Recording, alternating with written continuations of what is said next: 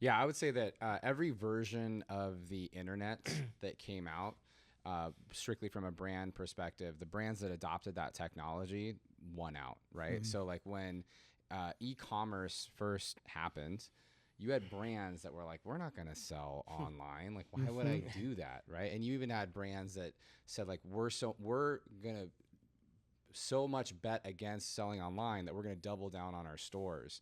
And so some of them might have done well in the immediate time, but if they did that wrong, aka a company like Sears decided to double down on their stores, and then didn't do a great job on the way they doubled down on their stores. Of course, they did enter e-commerce; they just didn't enter it as strong as they could have.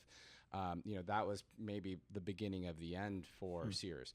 And I always like to remind Sears was Amazon before Amazon. You could literally buy a house in the Sears catalog. There's houses in Capitol Hill that are from the Sears catalog. Wow. So you could buy anything you want through that.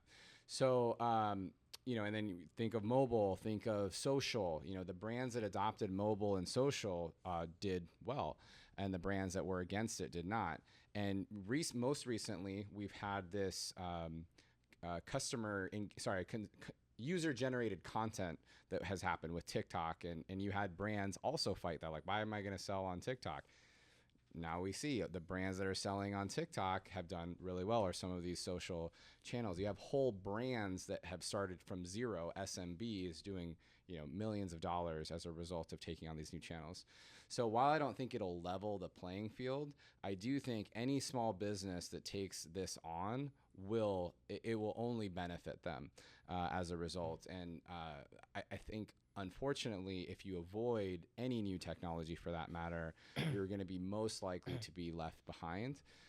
So whether it's yourself as the business owner, you bring in someone to help you, you do need to be thinking about these different waves, so that way you can make sure that you are progressively moving on to the next phase and continuing.